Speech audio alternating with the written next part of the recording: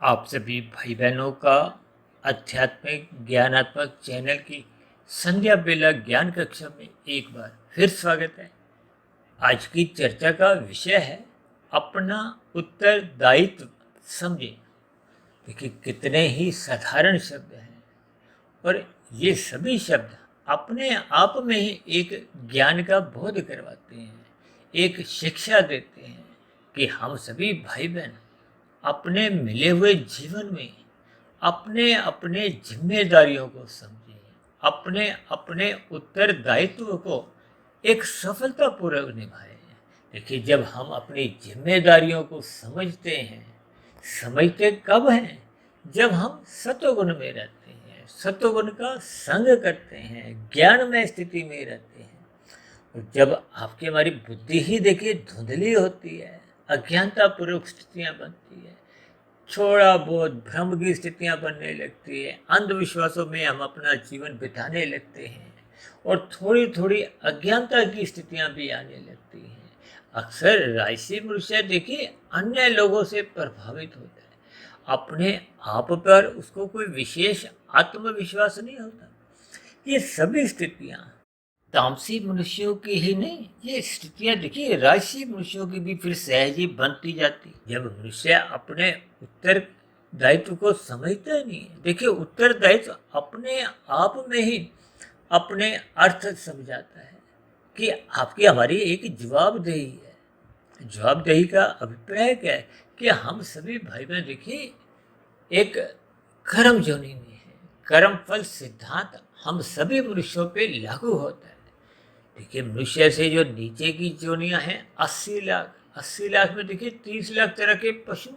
भले ही हम जीवन भर उन 30 लाख पशुओं के कोई देख नहीं पाते, लेकिन इतना हमें आपको एक स्वीकारना होता है कि शास्त्रों में देखो एक एक शब्द, एक एक वाक्य बहुत ही क्रमबद्ध तरीके से एक समझाया गया। इन पर हमें चिंतन करना चाहिए। शास्त्रों में एक एक बात जो एक क्रमबद्ध तरीके से समझाने का मतलब ही यही है कि जब आपको हमें बात पूरी समझ में आ जाती है तो फिर आपको हमें अपने उत्तरदायित्व का बोध होता है। उत्तर का अभिप्राय क्या है कि आपकी हमारी एक जवाबदेही है। परमात्मा ने आपको हमें मनुष्य योनि में भेजा है, हम इस उत्तरदायित्व से बच नहीं सकते। यानी कि किए गए कर्मों के प्रति उत्तरदायित्व आपका है। यदि हम अच्छे कर्म करते हैं तो उसके अच्छे परिणाम आते हैं। जैसे हम परीक्षा में देखिए बैठते हैं तो जैसा जैसा परिणाम आता है, रिजल्ट आते हैं। देखिए कुछ मनुष्य विद्यार्थी आप देखोगे ना 100% नंबर लाते हैं, कोई 90%, कोई 70%, कोई 60%। और कुछ विद्यार्थी देखिए फेल भी हो जाते हैं।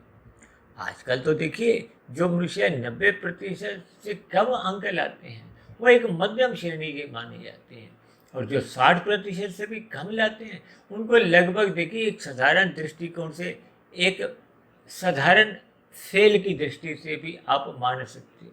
देखिए इन सभी शब्दों के भावार्थ मैं समझा रहा हूँ ताकि आपको हमें अपने जीवन का उत्तरदायित्व का एक समझ आए।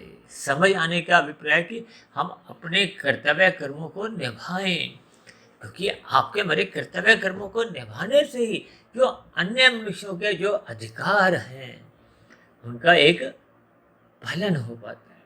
अक्सर मैं उदाहरण देता हूँ ना कि हमें लाल बत्ती पे रुकना चाहिए, लाल बत्ती पे रुकना चाहिए और केवल हरी बत्ती पे ही चलना चाहिए। क्योंकि जब आपकी एक लाल बत्ती होती है उस समय विशेष में, उस व्यवस्था में किसी अन्य वाहन चालकों के लिए हरी बत्ती होती है, उन्होंने चलना होता है। जैसे हम चाहते हैं ना कि हम सुखी हों, ऐसे दूसरा मनुष्य भी सुखी होना चाहिए। सुखी हम कब होते हैं? जब हम आपको हमें हरी बत्ती मिलती है। अब दूसरे की हरी बत्ती में यदि हम विघ्न उत्पन्न करते हैं, उस हरी बत्ती का हम एक सम्मान ना करते हुए अपने वाहन को आगे ले जाते हैं तो फिर एक असहज स्थितियां उत्पन्न करते हैं, बाधा उत्पन्न करते हैं। अप्रत्यक्ष रूप से हम अन्य वाहन चालकों को एक दुख देते हैं, पीड़ा देते हैं। और अक्सर ऐसी स्थितियों में जब हम पकड़े जाते हैं तो आपको हमारे चालान कटते हैं।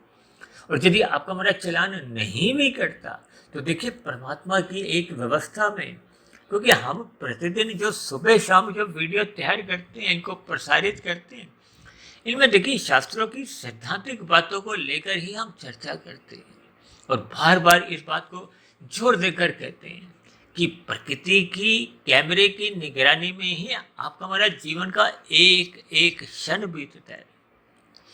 यानी कि आपकी हमारी जो एक जवाबदेही है, जो उत्तरदायित्व है, हम इससे भाग नहीं सकते। भागने का अभिप्राय क्या है? देखिए ये जो नीचे की 80 लाख प्रकार की जोनियां, जिसमें 30 लाख तरह के पशु हैं, 10 लाख तरह के पक्षी हैं, 11 लाख तरह के कीड़े मकोड़े, 9 लाख तरह के समंदर में रहने वाले जीव जंतु और 20 लाख तरह की वनस्पति, जो कि चल फिर भी नहीं सकते, अपने ही स्थान पर उनको जीवन बिताना होता है। इन सभी स्थितियों को जब आप चिंतन करोगे, विचार करोगे, एक साधारण मनुष्य देखिए अपने मिले हुए जीवन में इन सभी जोनियों के ऊपर कुछ एक चिंतन नहीं करता। और मैं बार बार कहता हूँ, इन जोनियों से कुछ ज्ञान उपदेश आपको हमें लेना होगा, तभी आपको हमें अपने मिले हुए जीवन के उत्तरदायित्व का एक ज्ञान मिलेगा, आपको हमें अपनी जिम्मेदारियों का एक बोध होने लगेगा। तो फिर हम समाज में एक सतयुगी वातावरण का निर्माण करने में सहायक बनेंगे। इसीलिए तो शास्त्रों में बार बार इस बात को जोर देकर कहा गया कि हमें अपने मिले हुए जीवन में 4 पुरुषार्थों में धर्म को प्रथम स्थान पर रखना चाहिए। प्रथम स्थान पर जब धर्म बना रहता है, मर्यादाएं बनी रहती हैं, तो फिर आपका जो अर्थ और काम है, देखिए अर्थ का अभिप्राय धन कमाने से है, काम का अभिप्राय आपकी जो भोग इच्छाएं हैं उनसे लिया जाता है, इनमें आपकी आवश्यकताएं भी आ जाती है। यानी कि धर्म की 4 दीवारी में रहते रहते जब हम अपने अर्थ और काम की एक दायित्वों को निभाते हैं, तो समाज में किसी भी प्रकार की कोई अव्यवस्था नहीं होती, क्योंकि कर्मफल सिद्धांत के अंतर्गत हम सभी भाई बहन पाप पुण्य की जो एक स्थितियां हैं उनके अंतर्गत बंधे रहते हैं। शास्त्रों में कहा गया है कि विधि विधान द्वारा ये कर्म करने की आपको अनुमति है जिनको विहित कर्म कहा गया है, और जिन कर्मों की मनाही है, निषेध बताया गया, वो सभी पाप कर्म है। ये जो हम दूसरे मनुष्यों को जब दुख देते हैं, भले ही यहाँ के हम चलानों से बच भी जाएं, हम अपराध करते हुए यदि नहीं भी पकड़े जाते किसी भी कारणवश, तब भी आपका हमारा देखिए वो पाप कर्मों का जो एक कर्माशय है, परमात्मा की नज़रों में, प्रकृति की नज़रों में, उससे हम बच नहीं सकते। उसकी नज़रों से आज तक कोई भी मनुष्य देखिए बच नहीं पाया। इसलिए हम उसको देखिए अक्सर बार बार कहते हैं, ये कर्म फल व्यवस्था एक प्रकृति की अदालत है। कर्म आपके हमारे किए गए एक बीज हैं, जो एक समय विशेष के बाद जब पौधे लगते हैं, पौधे के बाद वृक्ष बन जाते हैं, यानी कि पक जाते हैं, तो इस पे 2 ही प्रकार के फले लगते हैं, सुख और दुख। सुख का अभिप्राय अनुकूल परिस्थितियों से है, दुख का अभिप्राय प्रतिकूल परिस्थितियों में। प्रतिकूल परिस्थितियां देखिए कोई भी मनुष्य चाहता नहीं। इन सभी स्थितियों को आपको हमें ज्ञानपूर्वक समझना होगा, ताकि हम अपने मिले हुए जीवन में अपनी जिम्मेदारियों को निभाएं, अपने उत्तरदायित्व को समझें। यानी राज्य द्वारा, सरकार द्वारा जो जो दिशा निर्देश या कानून बने होते हैं, उन कानूनों का भी आपको हमें पालन करना होगा, क्योंकि वो कानून सभी नागरिकों के हित के लिए बने हैं।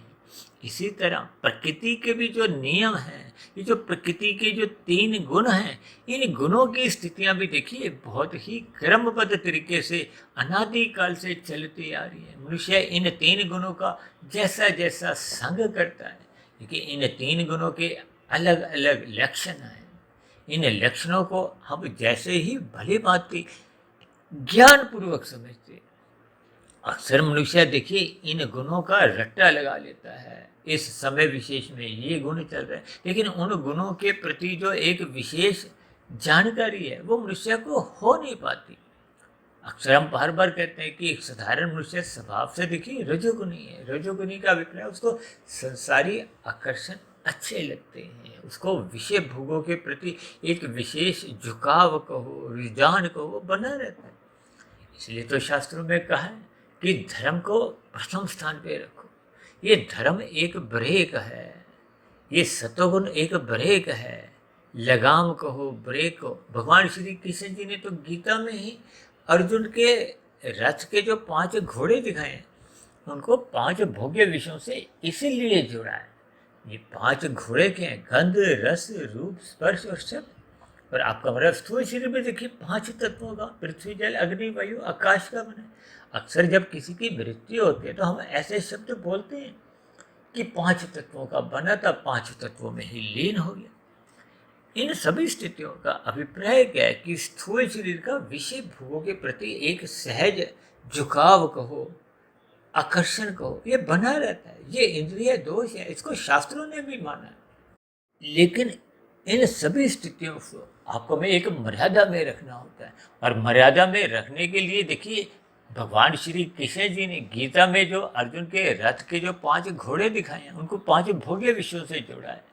ये लगाम कहो, ब्रेक कहो, ये सब एक ही बात है। तभी तो त्रेता युग में प्रभु राम जी ने अपने जीवन में अलग अलग स्थितियों में अपने उत्तरदायित्वों को, अपनी जिम्मेदारियों को बहुत ही बेखूबी से निभाया, ताकि आपको हमें एक दिशा निर्देश जीवन के मिले। हम भी अपने जीवन में यथासंभव अपने उत्तरदायित्वों को ईमानदारी से निभाएं। हम तो बार बार कहते रहते हैं कि कोई आपको देख रहा है या नहीं देख रहा, चाहे हम परिवार में हों, चाहे हम गली मोहल्ले में हों, चाहे जिस शहर में भी रहते हो, आपकी हमारी एक जवाबदेही है। मैं तो यहाँ तक कहता हूँ कि देश के प्रति भी आपकी हमारी एक जवाबदेही है, उत्तरदायित्व है। और मैं तो यहाँ तक भी समझता हूँ कि संसार के प्रति, इस पृथ्वी का जो एक भूखंड है, इसके प्रति भी, जलवायु के प्रति भी, यानी कि हम सभी भाई बहनों को अपने अपने जिम्मेदारियों का ईमानदारी से पालन करना होगा। और मैं बार बार यहाँ तक भी कहता हूँ, जैसे अक्सर देखिए कोई मनुष्य फल खाता हुआ, अब केला खाता हुआ छिलका दाएं बाएं फेंक देता है, तो ये एक अव्यवस्था फैलाती है। अक्सर सर्दियों के दिनों में लोग देखिए मूंगफली खाते हुए छिलके दाएं बाएं फेंकते हुए जाते हैं, हालांकि ये बड़ी ही साधारण स्थिति है। अक्सर इन छोटी छोटी बातों को मनुष्य अपने जीवन में कोई महत्व नहीं देता। अब ऐसे कितने मनुष्य हैं जो देखिए सिगरेट पीते हैं, गुटखा खाते हैं। अब सिगरेट पीने वाले देखिए वातावरण को दूषित करते हैं। इसलिए तो कितने ही ऐसे सार्वजनिक स्थल हैं जहाँ पर धूम्रपान एक निषेध माना गया है। और इसी तरह देखिए कुछ लोग गुटखा तंबाकू खाते हुए इधर उधर थूकते हुए जाते हैं। अब ऐसे थूकने मात्र से देखिए गंदगी भी फैलती है, और कितने ही छोटे छोटे जीव जो उस भूमि पर, उस जमीन पे चल रहे होते हैं, उनकी मृत्यु हो जाती है। अक्सर इन सभी स्थितियों को मनुष्य कोई वजन नहीं देता, महत्व नहीं देता। इसका कारण क्या है कि मनुष्य के जीवन में सत्संग की न्यूनता है, विषय भोगों के प्रति उसकी लोलुपता है। ये सभी स्थितियाँ जब आपके हमारे जीवन में बनी रहती हैं, यानी कि सतोगुण की न्यूनता में उसका जीवन राजसी या तामसी गलियों में ही बीतता है। और जब ये राजसी जीवन, जब विषय भोगों की लोलुपता अमर्यादित हो जाती है, तो कब मनुष्य उन विषय भोगों का व्यसनी बनता हुआ पाप कर्म कर देता है, दूसरों के फलों को चुराता है, छल कपट, ठगी, हेरा फेरी करता हुआ अनीतिगत कार्य कर जाता है। इसलिए तो हम बार बार कहते हैं अपने कर्तव्य कर्मों को ईमानदारी से निभाओ। जब हम अपने कर्तव्य कर्मों को ईमानदारी से निभाते हैं तो आपके हमारे जीवन में पाप कर्म होते ही नहीं है, आपके हमारे सात्विक कर्म होते हैं। सात्विक कर्म होने से आपके हमारे जीवन में एक अनुशासन बना रहता है। ऐसे अनुशासित मनुष्य कभी भी देखिए परमात्मा से विमुख नहीं होते। उनका परमात्मा के प्रति एक सहज आकर्षण को हो, योग की स्थिति को हो, प्रीति को हो, वो सहज ही बनी रहती है। ऐसे मनुष्य कभी भी पुरुषार्थ करने से भी पीछे नहीं हटते, यानी कि अपने उत्तरदायित्वों को सदा ही प्रथम स्थान पे रखते हैं, यानी कि उनके जीवन में धर्म प्रथम स्थान पे बना रहता है।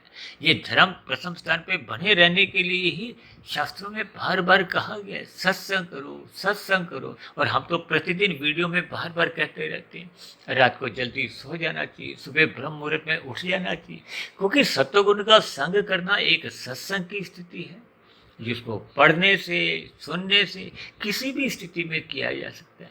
और जब ब्रह्म मुहूर्त में उठने का आपका हमारा एक स्वभाव बन जाता है क्योंकि ब्रह्म मुहूर्त का जो एक समय है वो सतोगुण की एक शुद्धतम स्थिति होती है, जब वो गुजरे हुए तमोगुण से भी प्रभावित नहीं होता और आने वाले रजोगुण से भी अभी प्रभावित नहीं होता। तब ऐसी स्थिति का आपको हमें लाभ उठाना होगा। ऐसी स्थिति में हमें शास्त्रों का अध्ययन करना होगा। अध्ययन करते करते जब हम शास्त्रों का ज्ञान विज्ञान समझने लगते हैं तो फिर प्रकृति के जितने भी विषय भोग हैं इनसे आपका मेरा एक ज्ञान पूर्वक वैराग्य होने लगता है। तभी तो शास्त्रों में देखिए विभिन्न प्रकार के कर्म कांडों का एक विधान है जिनको हम जब श्रद्धा पूर्वक ज्ञान पूर्वक करते हैं तो फिर परमात्मा से हाय हेलो आपकी आरंभ होती है। अब विभिन्न प्रकार के जो एक कथा कहानियाँ या व्रत त्योहार जो आपके हमारे जीवन में अक्सर आते रहते हैं, इनको आपको हमें ज्ञान पूर्वक करना चाहिए। और मैं तो बार बार कहता रहता हूँ कि ये जो हर 6 महीने बाद जो नवरात्रि की भी स्थितियाँ आती हैं, जब एक साधारण मनुष्य सात्विक बनता हुआ दिखाई देता है, लेकिन वो जब वो स्थितियाँ समाप्त होती हैं तो पुनः वो अपना जीवन राजसी और तामसी बना लेता है। यानी कि कुल मिलाकर जब तक हम अपने जीवन को एक व्यवस्थित नहीं रखते, अनुशासित नहीं रखते, तब तक आपको हमें अपने उत्तरदायित्वों का एक बोध ही नहीं होता। इन सभी स्थितियों पर आपको हमें चिंतन करना होगा। अपने मिले हुए जीवन में पाप कर्मों से बचना होगा। आज मनुष्य मांसाहार भोजन सेवन करने में कोई एक लज्जा महसूस नहीं करता, जबकि हम देखिए कितने ही पशु पक्षियों की हत्या करते हुए उस मांसाहार भोजन का सेवन करते हैं। भले ही ऐसे भोजन करने वाले मनुष्य प्रत्यक्ष रूप से पशु पक्षियों की हत्या नहीं करते, और ऐसे कितने ही देश हैं जहाँ इनको खाने में किसी भी प्रकार का कोई कानूनी अड़चन भी नहीं है, लेकिन शास्त्रों में तो मना किया गया है कि आपको हमें एक दया भाव रखने हैं, अन्य मनुष्यों के प्रति भी दया भाव रखने। अब अन्य मनुष्यों के प्रति तो देखिए कानून व्यवस्था में विभिन्न कानून हैं कि हम दूसरे की हत्या नहीं कर सकते, लेकिन ऐसे कानून कम बने हुए हैं कि हम पशु पक्षियों की हत्या करने पे हम दोषी नहीं ठहराए जाते। लेकिन परमात्मा के यहाँ प्रकृति की एक व्यवस्था में किसी भी जीव की हत्या करना एक निषेध कर्म है। आपका हमारा पाप कर्मों का कर्माशय बढ़ता है, और ये कर्माशय जब बढ़ता जाता है, अब जो मनुष्य देखिए पिछले 10 वर्षों से मांसाहार भोजन का सेवन करें तो उनका पाप कर्मों का कर्माशय कितना अधिक बढ़ चुका होगा, इसकी आप और हम कल्पना भी नहीं कर सकते। इन सभी स्थितियों पर आपको हमें चिंतन करना होगा, क्योंकि प्रकृति का कर्मफल सिद्धांत शास्त्रों में कही गई बातें यानी कि विहित कर्म करने की तो अनुमति देता है, लेकिन निषेध कर्म होते ही आपका हमारा पाप कर्मों का कर्माशय बनता जाता है, बिगड़ता जाता है। और मरते समय जैसी जैसी कर्माशय की स्थितियां होती हैं, क्योंकि मनुष्य जोनि तो तभी मिलती है जब संचित कर्मों में पाप और पुण्य कर्मों की कम से कम तुल्यता होती है। और यदि ये तुल्यता बिगड़ जाती है यानी कि पाप कर्म अधिक होते हैं, तो ना चाहते हुए भी फिर नीचे की जोनियों में प्रकृति आपको में जन्म लेने को बाध्य कर देती है। आज जो नीचे की जोनियों में कितने ही जीव हैं जिनकी हम देखिए संख्या के आधार पर कभी कल्पना भी नहीं कर सकते। अब ये सभी जीव भी कभी ना कभी किसी न किसी युग में देखिए मनुष्य जोनि में ही थे। उस मनुष्य जोनि के छोटे से जीवन काल में मनुष्य कितने अधिक पाप कर्म कर जाता है, जो फिर मरने के बाद ये जो नीचे की 80 लाख प्रकार की तामसिक जोनि है, वहाँ उसको हजारों लाखों करोड़ों अरबों, देखिए एक साधारण मनुष्य इस भ्रम में रहता है कि मनुष्य को मरने के बाद 84 लाख प्रकार की जोनियों का भ्रमण करना पड़ता है। देखिए ये एक संदेश है, ज्ञान संदेश होते हैं कि मनुष्य जोनि का जो एक महत्व है उसको हम पहचानें। अक्सर मैं इसको परीक्षा जोनि से कहता हूँ। जैसे हम परीक्षा में एक एक मिनट के महत्व को समझते हैं, इसी तरह हम सभी भाई बहनों को अपने मिले हुए जीवन का एक एक समय एक एक क्षण की कीमत समझनी होगी, शास्त्रों का अध्ययन करना होगा, क्योंकि हम शास्त्रों का अध्ययन करते हुए ही पाप कर्मों से बच सकते हैं। जब हम बार बार कहते हैं कि रात को जल्दी सो जाना चाहिए, सुबह ब्रह्म मुहूर्त में उठ जाना चाहिए, इसलिए तो कहा जाता है जो जागत है सो पावत है, जो सोवत है सो खोवत है। खोना क्या है, जब हम लाभ की स्थितियों में एक लाभ उठा नहीं पाते और हानि की स्थितियों में हानि उठाते रहते हैं, तो आपका मेरा लेखा जोखा कहो, कर्मों की स्थितियाँ कहो, संस्कारों की स्थितियाँ, उसमें कुल मिलाकर हानि हो जाती है। हानि का अभिप्राय ये नीचे की जोनियाँ हैं। इन सभी स्थितियों पर आपको में विचार करना होगा और अपने मिले हुए जीवन में अपने अपने उत्तरदायित्व को समझते हुए उसको ईमानदारी से निभाना होगा।